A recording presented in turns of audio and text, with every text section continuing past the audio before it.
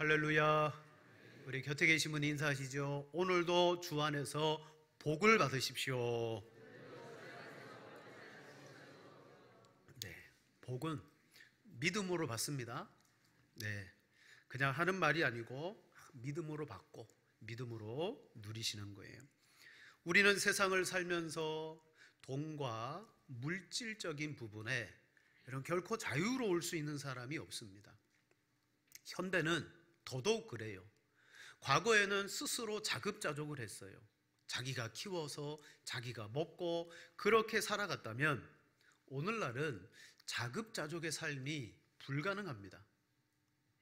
여러분, 자동차를 몰라 그러면 기름을 넣어야 되는데 어디서 우리가 기름을 캐겠습니까? 그래서 돈이라는 것이 있어가지고 다른 사람들이 노동으로 만들어낸 그 가치를 우리는 돈을 주고 사는 거예요. 그러다 보니까 오늘 이 세상이 물질 만능주의가 된 겁니다. 돈이면 다 되는구나. 자, 사람마다 이 돈에 대한 바라보는 관점이 있고 돈을 어떻게 여기느냐, 가치에 대한 차이들이 있게 마련입니다. 그런데요, 이 돈이라는 것이 어떤 사람은 내가 볼 때는 너무 부자고 부유한 사람인데 상대적이에요. 그 부유한 사람은 나는 아직도 모자라 그렇게 생각해요.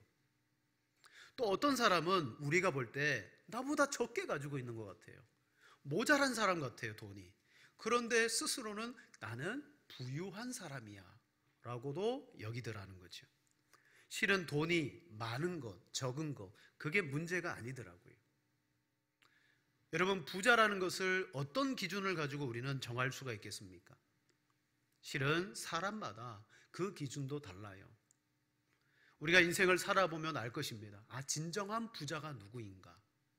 미국의 유명한 인터넷 커뮤니티에 올라온 당신이 부자인지 확인할 수 있는 질문이라는 10가지 내용이 있어요. 여러분이 부자인지 아닌지 10가지의 내용을 읽어드릴 테니까 확인해 보세요. 누가 진짜 부자냐? 첫 번째로, 친구의 성공에 진심으로 축하하고 있다면 부자라고요.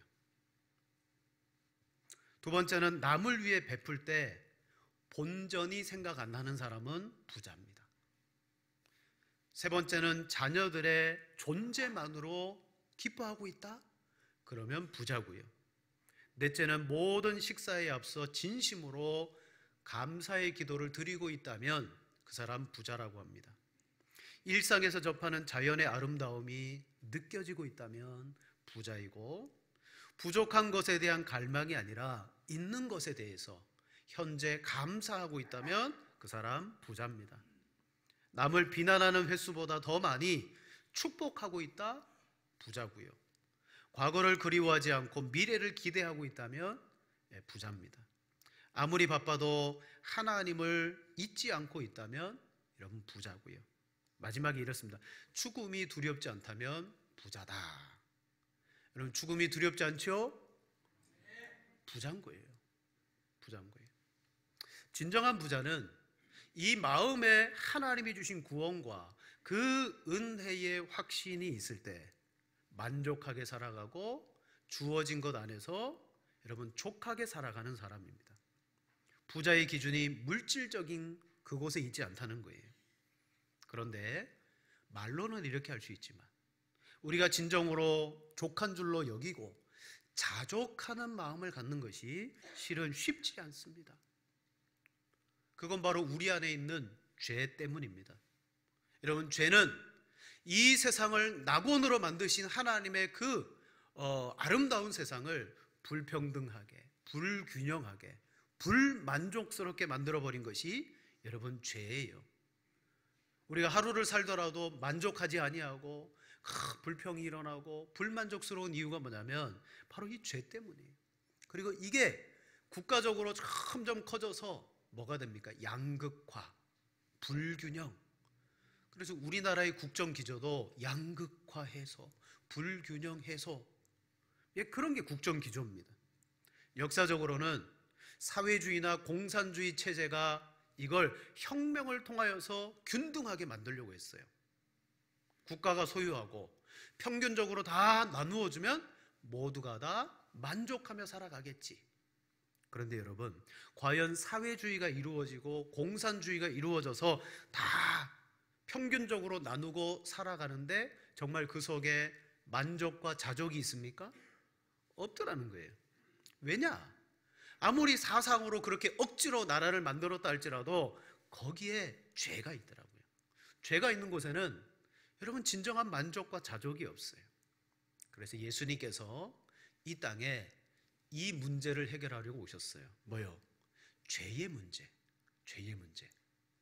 요한일서 3장 5절에 말합니다. 그가 우리 죄를 없애려고 나타나신 것을 너희가 아나니 그에게는 죄가 없느니라. 아멘. 예수님이 이 땅에 오셔서 해결해 놓으신 것이 뭐냐? 근본된 죄의 문제가 해결된 거예요.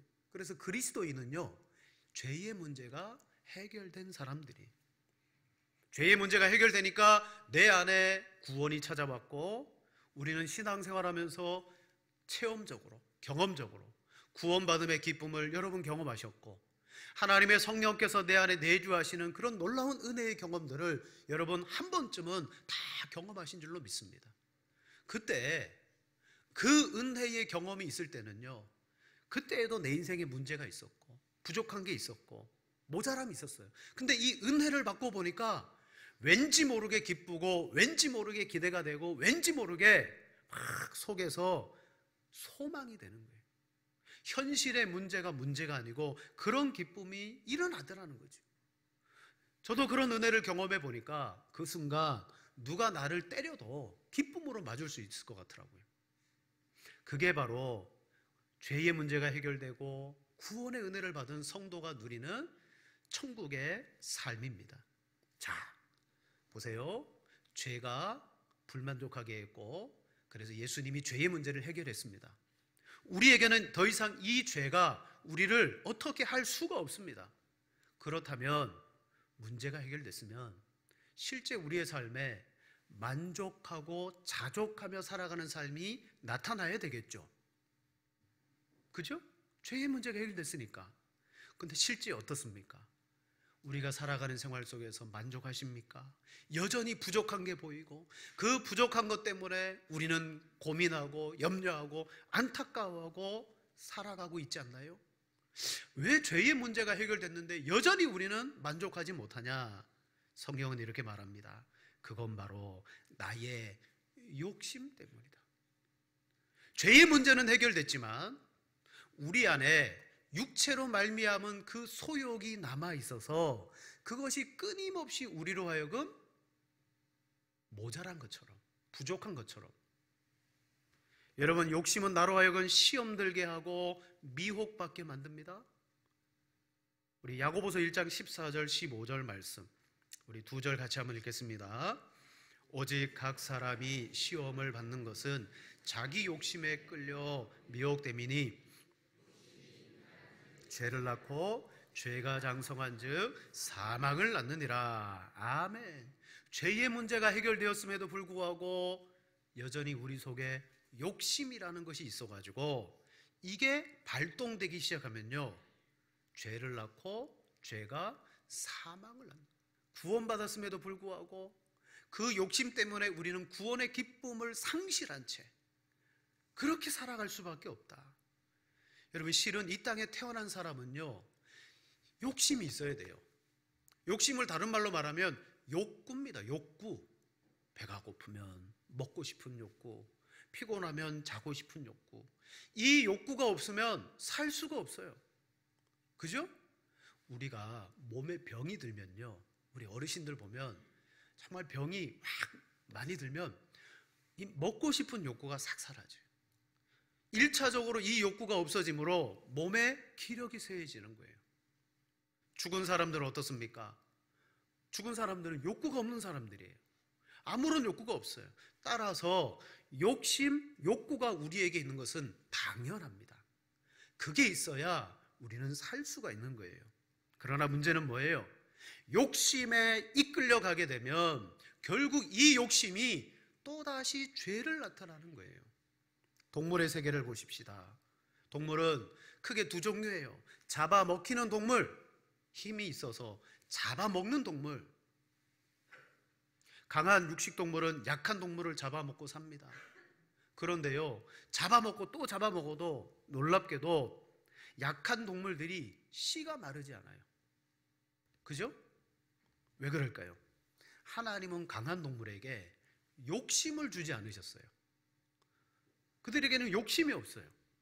사냥을 합니다. 배가 고파서.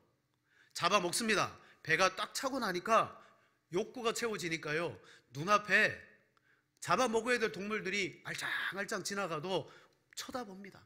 안 잡아먹어요. 왜? 그들에게는 욕구가 없으니까. 그러니까 동물의 세계는 사람이 개입하지 않으면 균형이 맞춰지는 거예요. 아무리 육식동물이 연약해도 보존하고 남겨지는 거죠. 하나님은 동물의 세계를 그렇게 만들었는데 사람은 죄로 말미암아 욕심이 우리 속에 발동되더라. 사람은 죄의 뿌리가 되는 욕심이 있습니다. 그래서 우리는 뭔가 사냥을 해도 먹기 위해서 사냥하지만 실은 먹고 난 다음에 쌓아놓기 위해서 사냥해요. 이래요. 쌓아놓고 난 다음에는 자랑하기 위해서 우리는 그것을 또 일합니다. 수북이 쌓아놓고도 또 욕심내고 또 쌓아놔요. 하지만 정작 돌아보면 평생 그 모든 쌓아놓은 것을 다 누리고 가는 사람은 없습니다. 쌓아놓기만 해요. 여러분, 사람이 얼마나 욕심이 어리석고 미련합니까? 사랑하는 여러분, 우리는 욕심 있는 사람들은 쌓아놓고 살아가지만 반대로 세상은 얻지 못하고 약한 사람은 없어서, 연약해서, 그래서 또다시 세상은요 불평등하고 불만족하고 불균형을 이루고 있습니다. 그 모든 것들이 다 어디에서 나오냐? 욕심에서 나와요. 그런데 우리가 혹시 예수님을 믿는데도 여러분, 믿음조차도 이 욕심으로 신앙생활하면 안 된다는 거예요. 순수하게 예수님을 믿는 겁니다. 주님이 나를 구원해 주신 그 은혜와 기쁨에 감사하며 오직 성국의 소망을 가지고 살아가야 되는데 우리 안에 있는 욕심은 예수님조차 이용하려고 해요. 주님께 우리의 사업과 우리의 자녀와 우리의 기업과 소유와 모든 것을 맡기면서도 어떤 마음이냐? 번창하기를 원해요. 하나님이 이걸 번창케 해주시기를 원해요. 이게 기복주의잖아요. 결국은 하나님을 믿노라고 말하지만 깊이 들어가 보면 그 마지막 그 속에 내 욕심을 딱 두고 거기에 신앙을 덮어가지고 우리가 살아갈 때가 참 많아요. 이걸 깨트리고 이걸 부서뜨려야 되는 것이 너무나 어렵습니다. 누가복음 12장 13절에 보면 한 사람이 예수님을 찾아와서 선생님, 내 형을 명해서 유산을 나와 나누게 해 주십시오. 예수님 찾아온 건 잘한 거예요. 인생에 문제가 있을 때 주님 찾아가야 돼요. 그런데 이 사람이 무슨 문제를 가지고 왔습니까? 유산의 문제, 물질, 재정의 문제. 그때 예수님이 14절에 말합니다. 이 사람아, 누가 나를 너희의 재판장이나 물건 나누는 자로 세웠느냐? 예수님은 그런 일을 위해서 오신 분이 아닙니다. 그런데 우리는 예수님을 그런 일로 쓰더라는 거죠. 무엇 때문에? 15절에 이렇게 말합니다. 그들에게 이르시되 삼가 모든 탐심을 물리쳐라. 우리 속에 욕심, 탐심이 자리 잡아서 이것이 우리가 신앙생활할 때에 주님을 이용하고 주님을 통하여 여러분 우리는 은밀하게 내 욕심을 채우고자 할 때가 있어요. 우리는 예수님을 이용하는 사람이 되지 않아야 될 줄로 믿습니다. 예수님이 우리에게 오신 것은 우리로 하여금 나를 믿고 이 땅에 더 많이 쌓아라, 결코 그러지 않으셨어요. 오히려 예수님이 이 땅에 오신 것은 어떻게? 자신을 우리에게 주심으로 말미암아 나누어 균등하게 하시기 위해서 오셨다고 말해요. 균등하게. 고린도후서 8장 14절입니다. 이제 너희의 넉넉한 것으로 그들의 부족한 것을 보충함은 후에 그들의 넉넉한 것으로 너희의 부족한 것을 보충하여 균등하게 하려 함이니라. 기록된 것 같이 많이 거둔 자도 남지 아니하였고 적게 거둔 자도 모자라지 아니하였느니라. 아멘. 여러분, 세상은요 혁명을 통해서 균등하게 나누려고 했는데 안 됐어요. 죄가 있어가지고 아무리 사람이 조직을 만들고 개선안을 만들고 법을 만들고 하려 그래도 균등함이 안 됐어요. 그런데 교회는 되더라는 거죠. 주님이 다스리고 주님이 함께 하시는 교회는 되더라는 거예요. 넉넉한 사람은 부족한 자에게 자기의 것을 나누어 주고, 그게 나중에 또 서로 함께 필요를 채워주는, 그래서 서로 균등하게 됐대요. 그게 무슨 사건입니까? 만나의 사건이죠. 만나를 거두고 보니까 뭐 누구는 많이 거둔 줄 알았는데 아니었어요. 많이 거두었다 하는 사람도 가보니까 나랑 똑같고, 아이 나는 적게 거두었어 라고 생각하는 줄 알았는데 비슷하게 거두었더라는 거죠. 즉 우리 주님이 우리 속에 들어오실 때 우리 안에 있는 욕심이 제어가 되고 다스려지고, 그리고 실로 우리 안에 나눔과 균등의 삶이 이루어지게 되는 줄로 믿습니다. 그 사람이 누구예요? 자족할 줄 아는 사람이야말로 나누는 거예요. 자, 누가 자발적인 균등의 삶, 나누는 삶을 살아갈 수 있습니까? 두 번째로, 하나님의 주권과 돌보심의 섭리를 배운 사람이에요. 하나님의 주권, 그 하나님의 돌보심의 섭리를 배운 사람이야말로 자족할 뿐만 아니라 나누게 됩니다. 오늘 바울이 자기의 형편과 자기 자신을 소개하는데 이렇게 소개합니다. 스스로 자족하는 사람이다. 바울은 스스로 자족하는 사람이다. 자, 여기서 우리가 좀 확인할 게 있습니다. 자족이란 말 대신에 비슷한 말이 있어요. 만족이라는 말이 있어요. 우린 만족과 자족을 같은 의미로 쓸 때가 많습니다. 근데 비슷하지만 이 두 단어가 약간 차이가 있어요. 만족이라는 것은 모자람이 없이 마음이 흡족한 상태가 만족이에요. 곧 욕구가 충족된 상태나 느낌. 우리 안에 있는 욕구들이 많이 있잖아요. 밥을 먹었어요. 배가 불러요. 만족이에요. 내 욕구가 충족됐어요. 더 안 먹어도 돼요. 아, 나 이제 배불러. 만족한 상태. 뭔가 채워지면 욕구가 해소되고 채워졌기 때문에 만족스러운 거예요. 그러니까 내가 원하는 바가 일정 수준에 딱 올라가면 우리는 만족하게 돼요. 예를 들면 우리 갓난아기들이 엄마의 젖을 먹을 때 막 배고픈 아기가 엄마가 탁 젖을 주려고 하면, 우리 아이들을 키워보니까 그렇더라고요. 막 젖을 먹으려고 고개를 막 흔들면서 찾아요. 그죠? 막 찾아요. 정신없.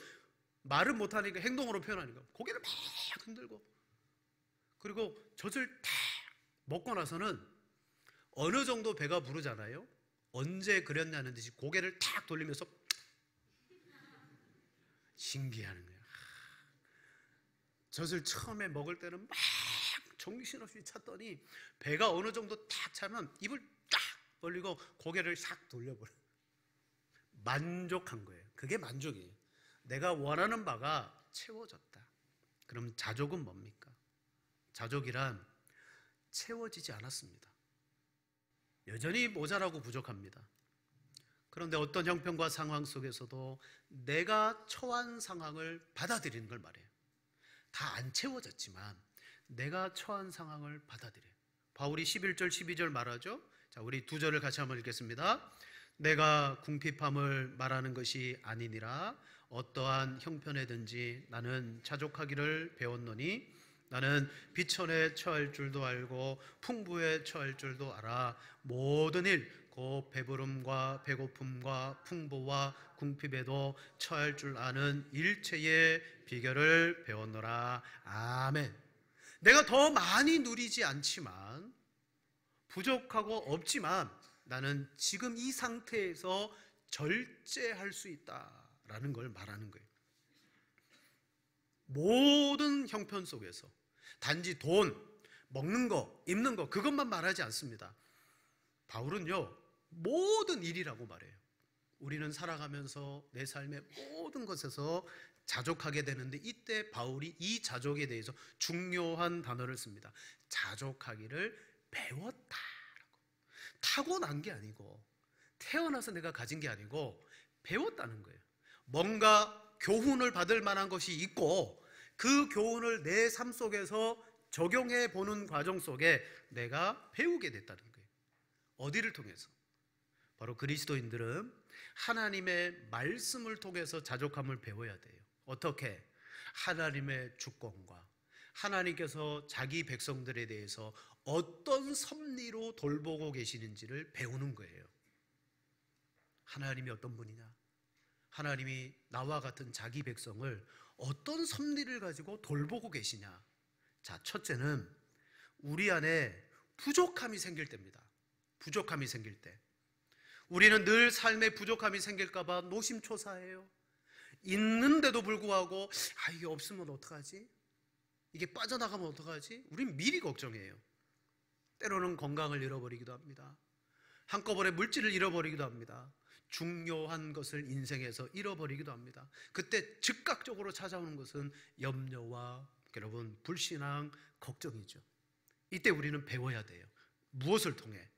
하나님의 말씀을 통해 이 순간에도 하나님의 주권과 섭리가 자기 백성들을 어떻게 돌보셨는지를 배워야 됩니다. 말씀을 통해 보세요. 하나님이 어떤 분입니까? 내 백성이라고 말하고 내 자녀라고 칭하고 그 백성과 자녀들의 필요를 다 보고 아시는 중에 하나님이 그들을 인도해 가시는데, 성경을 보면요, 하나님의 인도는 전혀 실패하지 않습니다. 부족함이 없더라고요. 우리가 볼 때는 정말 하나님 나 인도하는 거 맞아? 왜 근데 내 형편이 이래? 그럼에도 불구하고 하나님은 성경을 보니까 인도해요. 즉 우리의 기준하고는 다르더라고요. 그걸 잘 보여주는 말씀이 뭐냐? 바로 신명기 8장 2절과 4절입니다. 하나님의 주권과 돌보심의 섭리가 잘 나타나요. 자, 우리 한 절씩 교독하시겠습니다. 2절을 제가 먼저 읽겠습니다. 내 하나님 여호와께서 이 40년 동안에 내게 광야길을 걷게 하신 것을 기억하라. 이는 너를 낮추시며 너를 시험하사 내 마음이 어떠한지 그 명령을 지키는지 지키지 않는지를 알려 하심이라.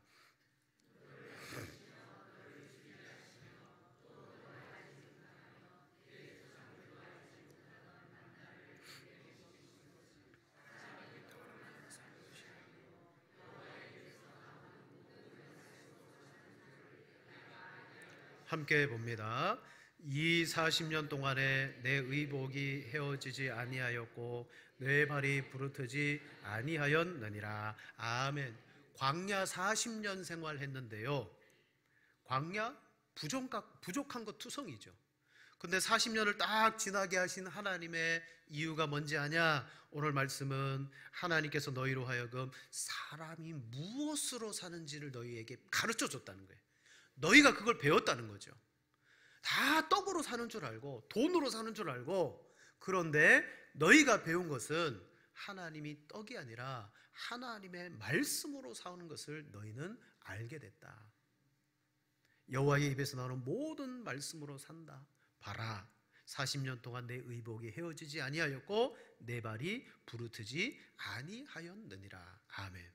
한마디로 우리는 일상의 삶에서 고기도 없고 물도 없고 옷도 없고 다 없는 것 같았는데, 여러분 이 교훈을 통해서 보니까 하나님이 다 채워주셨구나. 무엇을 통해서 우리가 사느냐를 분명히 인식해줘요. 하나님의 주권과 자기 백성들을 돌보는 섬김입니다. 이 교훈을 우리가 배웠다면 삶의 궁핍, 그리고 비천함, 배고픔, 바울은 말합니다. 모든 형편에 내가 놓여도 일체의 비결을 내가 배웠다. 자, 궁핍할 때 우리는 하나님의 돌보심과 그 은혜를 반드시 배워야 돼요. 또한 두 번째는 내 삶에 풍성해질 때 어떻게 될까요? 부유함이 넘칠 때는 어떻게 될까요? 그때에도 우리는 자족함을 배워야 됩니다. 실은 사람은요, 금방 자기의 처지를 잊어버려요. 배고플 때는 막 배고프다고 난리치다가 딱 먹고 나면 언제 그랬냐는 듯이, 하나님은 이 이스라엘 백성들에게 봐라, 너희가 광야에서 애굽에서 하나님의 돌보심을 받으며 나왔지 않느냐? 하나님이 너희를 돌봐주는 것처럼 너희도 자족함으로 말미암아 너희보다 더 연약한 사람들을 이렇게 돌봐줘라. 출애굽기 22장 21절입니다. 너는 이방 나그네를 압제하지 말며 그들을 학대하지 말라. 너희도 애굽 땅에서 나그네였음이니라. 아멘. 자족이라는 것은요, 꼭 없거나 모자랄 때만 필요한 게 아니에요. 자족은 내가 풍성하고 부유할 때도 필요해요. 그때 자족하는 마음은 어떻게 쓰여집니까? 이전에 내 처지를 기억하면서 우리도 종이었고 우리도 노예살이 했지. 저 나그네와 이방인들 우리 압제하면 안 돼. 여러분, 그들을 돕는 거예요. 단순히 돈 문제를 말하는 게 아닙니다. 오늘 우리 안에 있는 이 부요함을, 넘치는 부요함을 자족하는 사람은 어떻게 됩니까? 하나님이 우리에게 베풀어 주신 것처럼 우리는 나누게 되는 거죠. 그럴 때 세상으로 할 수 없는 균등이 이루어지는 거예요. 균등이. 여러분, 교회 안에서 이런 신앙의 역사들이 일어나기를 축원을 드립니다. 하나님이 내게 자족하는 마음을 허락하시면요, 세상을 살아가는 일에 염려나 두려움과 근심이 없어지고요, 그 마음을 내게 두실 때는요, 나만 바라봤던 인생이 나보다 더 연약하고 정말 필요한 사람에게 관심이 가고 그들에게 내 것을 나누는 균등의 역사가 교회 안에 일어납니다. 그게 바로 초대교회가 누렸던 복된 신앙생활 아닌가요? 여러분, 우리는 하나님을 배우고 알므로 자족의 삶이 단지 나의 필요를 만족히, 좋게 여기는 데서 훨씬 넘어가서 함께 서로 균등히 나누는 부요함을 제대로 사용하는 우리 교회가 되어져야 될 줄로 믿습니다. 그러기 위해서는 배워라. 마지막 세 번째, 그 결과 자족은 하나님 앞에 감사로 이어져요. 감사로. 여러분, 누가 감사할까요? 내가 볼 때 저 사람은 참 어떻게 저렇게 힘들게 살아가지? 근데 그 사람이 감사하고 있어요. 무엇이 그로 하여금 감사를 일으키게 만듭니까? 그가 배운 자족이더라는 거예요. 하나님 아래서 스스로 자족할 줄 아니까 남는 것이 보이고 감사할 거리들이 보이는 거예요. 자족하지 않는 사람은 항상 불평하고 모자랄 수밖에 없어요. 사랑하는 성도 여러분, 자족의 죄의 뿌리가 욕심으로 비롯된다는 사실을 잊지 마시기를 바랍니다. 우리는 죄의 문제가 해결됐기 때문에 자유로운 사람이다, 맞습니다. 그러나 육체의 소욕을 가지고 살아가는 몸을 가진 사람입니다. 욕구는 당연히 우리에게 일어나는 자연스러운 것인데, 이 욕심이 우리를 끌고 가게 되면, 욕심을 배우게 되면 우리는 한없이 부족한 자로, 있어도 불행한 사람으로 살 수밖에 없어요. 그러나 자족을 배우게 되면 어떻게 될까요? 만족함을 누리게 되고 감사하게 돼요. 그때 비로소 항상 기뻐하고 감사하는 성도의 삶이 일어나게 될 줄로 믿습니다. 그래서 바울은 이렇게 결론을 맺습니다. 내게 능력 주시는 자 안에서 내가 모든 것을 할 수 있느니라. 아멘. 여러분, 바울이라는 인생 속에 필요들이 있어요. 필요. 근데 바울은 그 인생의 필요가 그 그릇 안에 밑바닥에 조금 차 있어요. 근데 하나님이 그 위에를 다 뭘로 채우셨느냐? 하나님의 주권과 돌보심이라는 은혜로 다 채워주셨어요. 그러니까 그 나머지 더 많은 필요가 아니라 은혜로 채워주시니까 바울은요, 자족하게 되는 거예요. 그리고 내 인생의 그릇에 넘치도록 필요가 채워졌어요. 하나님의 은혜로 바라보니까 그 넘치는 것도 나누게 되고 감사하게 되더라는 거죠. 여러분, 누가 불만족하고 불평하고 불신하고 그렇게 살아갑니까? 욕심에 이끌려가는 사람입니다. 그러나 하나님의 은혜가 덮고 있는 사람은 시편 23편 말씀의 고백과 똑같아요. 여호와는 나의 목자시니 내게 부족함이 없으리로다. 부족함이 없대요. 심지어 이렇게 말합니다. 내 잔이 넘치나이다. 여러분, 이것이 참 하나님의 은혜 받은, 다스림 받는 복된 성도의 삶입니다. 그의 삶이 어디에서 나왔나요? 그냥 자연적으로 나온 게 아닙니다. 배운 거예요. 배운 거. 우리는 교훈된 말씀을 통해서 내 삶의 상황 속에 그 말씀을 가지고 와서 적용하고 배워나갈 때, 여러분, 이것이 진정한 경건의 능력이 될 줄로 믿습니다. 우리 어렸을 때 우리 아이들의 그 책꽂이에 아주 비슷한 제목의 책이 많았어요. 그 중에 살아남기 시리즈 책이 아주 많았어요.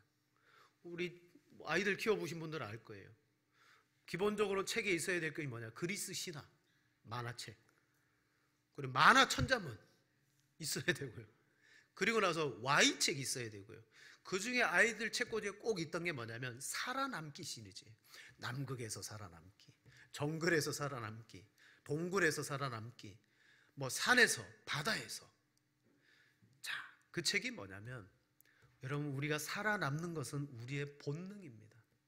우리는 본능적으로 살아남기 위해서 막 일하고 엄청나게 노력해요.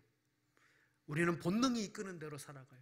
그리고 이 본능, 그 밑바닥 어간에는 죄가 있고, 죄가 우리의 욕심을 가지고 생존해라.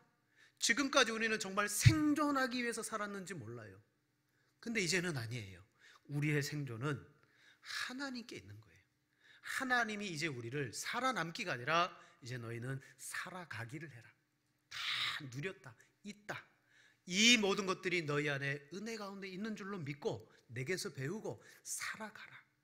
여러분, 그런 귀한 은혜와 믿음의 삶을 사셔서 결코 죄가 이룰 수 없는, 욕심이 이룰 수 없는, 세상이 만들 수 없는 그런 균등하고 함께 나누는 복이 우리 교회와 여러분의 삶 속에 이루어지시기를 축원을 드립니다.